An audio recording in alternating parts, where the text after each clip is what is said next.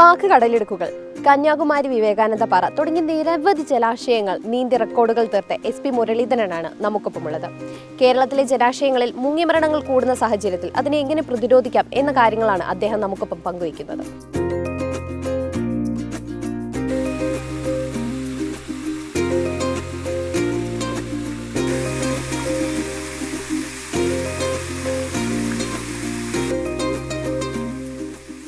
SP Muraleedharan എന്നാണ് ചേട്ടൻ അറിയപ്പെടുന്നത്. ഇപ്പം നീന്തൽ വിദഗ്ധർ അല്ലെങ്കിൽ നീന്താൻ ആഗ്രഹിക്കുന്ന ആൾക്കാരുടെ ഇടയിലൊക്കെ ചേട്ടൻ്റെ പേര് ഭയങ്കര ഫേമസ് ആയിരിക്കും.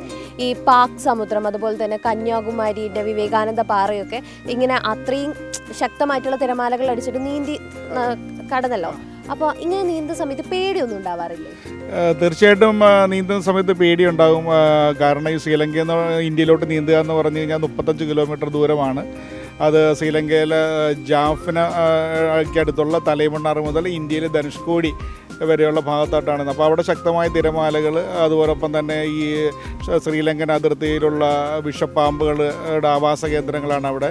അപ്രതീക്ഷിതമുണ്ടാകുന്ന കാലാവസ്ഥ വ്യതിയാനങ്ങൾ, വെള്ളത്തിൻ്റെ ചൂട്, ചില സ്ഥലങ്ങളിൽ ചൂട് അനുഭവപ്പെടും, ചില തണുപ്പ്, അങ്ങനെ ഒത്തിരി പ്രതിബന്ധങ്ങൾ തരണം ചെയ്തിട്ട് വേണമെങ്കിൽ കടലെടുക്ക് നീന്തി കിടക്കുക. അപ്പോൾ അതിൻ്റെ ഒരു മനോധൈര്യമാണ്. അപ്പോൾ ചെറുപ്പത്തിലെ മുതലേ ഇങ്ങനെ ജീവിതത്തിൽ എന്തെങ്കിലും ആയിത്തീരണമെന്ന് ആഗ്രഹം ഉണ്ടാവും. അങ്ങനെ സ്വിമ്മിങ് മേഖലയിലോട്ട് യാദൃച്ഛികമായിട്ട് വരികയും അപ്പോൾ അങ്ങനെയാണ് ഈ സാഹസികതയിലോട്ട് ഇറങ്ങിപ്പെടുന്നത്. തീർച്ചയായിട്ടും ഇത് ഹൈലി റിസ്ക്കാണിത്. അപ്പോൾ ഓരോ റിസ്ക്കുകൾ അഭിമുഖീകരിച്ചാണ് അതോടൊപ്പം തന്നെ ഹൈലി ഡേഞ്ചറസ് ആയിട്ട് വിജയിപ്പിച്ചൊരു സ്വിമ്മാണ് സ്വാമി വിവേകാനന്ദ പാറയ്ക്ക് ചുറ്റുമുള്ള അതിസാഹസികതകൾ. അത് സ്വാമി വിവേകാനന്ദൻ 1925 അദ്ദേഹം അവിടെ സന്ദർശിക്കുകയും അദ്ദേഹം അവിടെ കരയിൽ നിന്ന്, കന്യാകുമാരി കരയിൽ നിന്ന് അദ്ദേഹം പാറയിലോട്ട് നീന്തി അവിടെ എത്തിയിട്ട് ധ്യാന നിരതനായി 3 ദിവസം. എന്നിട്ടാണ് ചിക്കാഗോയിൽ പോയത്. അപ്പോൾ അതിനെ അനുസ്മരിക്കുന്നതിന് വേണ്ടിയിട്ടാണ് ഞാനൊരു സാഹസിക നീന്തൽ പ്രകടനം സ്വാമി ചെയ്ത പോലെ ചെയ്തത്. സ്വാമി ചെയ്തത് കരയിൽ നിന്ന് പാറയിലോട്ടാണെങ്കിലും ഞാൻ പാറയ്ക്ക് ചുറ്റും 3 സമുദ്രങ്ങളെയും കൂടി കീഴ്പ്പെടുത്തിക്കൊണ്ട് നീന്തി. അതായത് ഇന്ത്യൻ മഹാസമുദ്രം, Arabian sea, bay of Bengal,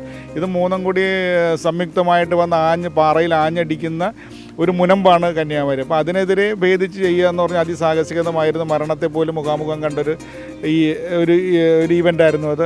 ഈ സാഹസികത എന്ന് പറഞ്ഞാൽ എപ്പോഴും യാദൃച്ഛികതകളും അപകട സാധ്യതകളും കൂടുതലുള്ളതാണ്. അതിനെ തരണം ചെയ്ത് മുന്നോട്ട് പോകുക എന്നുള്ളതാണ് ഒരു സാഹസികൻ്റെ ഒരു ദൗത്യം.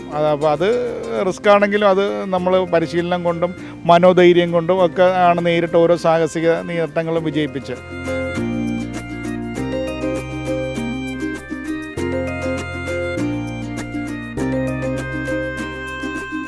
നമ്മൾ വെള്ളത്തിൽ നീന്തിക്കൊണ്ടിരിക്കുമ്പോൾ വായിൽ കൂടെ ശ്വാസം എടുക്കുകയും മൂക്കിലൂടെ വെള്ളത്തിനുള്ളിൽ നിശ്വസിക്കുകയും ചെയ്യുന്ന ഒരു വിദ്യയാണ് ഏറ്റവും ആദ്യം പഠിപ്പിക്കുന്നത്. ഇതാരും പൊതുജനങ്ങൾക്കോ അല്ലെങ്കിൽ ആർക്കും ഇതിനെക്കുറിച്ച് ടെക്നിക്ക് അറിയില്ല. എല്ലാവരും പഠിക്കാൻ ശ്രമിക്കുമ്പോൾ വെള്ളത്തിൽ ചാടും, കയ്യും കാലോട്ട് അടിക്കും, അത് 4 മീറ്റർ മുന്നോട്ട് പോകും, പിന്നെ 2 ദിവസം കൂടി പ്രാക്ടീസ് ചെയ്യുമ്പോൾ 5 മീറ്റർ, അതിനപ്പുറത്തോട്ട് അവർക്ക് നീന്താൻ കഴിയില്ല. പക്ഷേ ഈ സാങ്കേതിക വിദ്യ ആണ് നമ്മൾ ആദ്യം പഠിപ്പിക്കുന്നത്. അതെങ്ങനെയാണെന്ന് വെച്ചാൽ ഞാനിപ്പോൾ കാണിച്ചു തരാം. ആദ്യം വെള്ളത്തിൽ മുങ്ങിപ്പോൾ ഞാൻ വെള്ളത്തിൽ കരയിൽ വെച്ച് തന്നെ വെള്ളത്തിൻ്റെ മേളിൽ ഞാൻ ഡീപ്പായിട്ട് ശ്വാസം എടുത്ത് വായിൽ കൂടെ, എന്നിട്ട് എൻ്റെ മൗത്ത് ക്ലോസ് ചെയ്തു.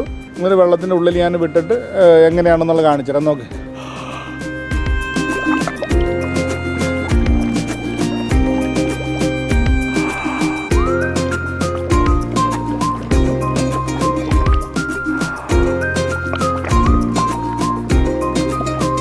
അപ്പോൾ ഞാൻ ചെയ്തത് ഈ വായിലൂടെ എടുത്ത ശ്വാസം മുഴുവൻ മൂക്കിലൂടെ വെള്ളത്തിൻ്റെ ഉള്ളിൽ റിലീസ് ചെയ്ത് നിശ്വാസം ചെയ്തു. അപ്പോഴാണ് എൻ്റെ ബോഡി കരയിൽ നടക്കുമ്പോൾ എങ്ങനെയാണെന്നുള്ള പോലെ തന്നെ വെള്ളത്തിൽ ബോഡി ഫ്ലെക്സിബിൾ ആകും. നമ്മൾ അല്ലെങ്കിൽ ബോഡി ഇപ്പോൾ എല്ലാവരും ഭൂരിപക്ഷം പഠിക്കാൻ ശ്രമിക്കുമ്പോൾ ഇത് ബ്രീത്ത് ഹോൾഡ് ചെയ്തിട്ട് ചെയ്യുമ്പോൾ ബോഡി സ്റ്റിഫാകും. നമ്മുടെ കൈയുടെയും കാലിലെയും മൂവ്മെൻറ്റ്സൊന്നും നമുക്ക് ശരിക്കും കിട്ടത്തില്ല. അപ്പോൾ ഈ ബ്രീത്തിങ് കൺട്രോളിങ് ആദ്യം പഠിച്ചതിന് ശേഷം മാത്രമാണ് നമ്മൾ നീന്തൽ പഠിക്കാൻ ശ്രമിക്കുക. ഈ വിദ്യയാണ് നമ്മൾ ആദ്യം തന്നെ എല്ലാവരെയും പഠിപ്പിക്കുന്നത്.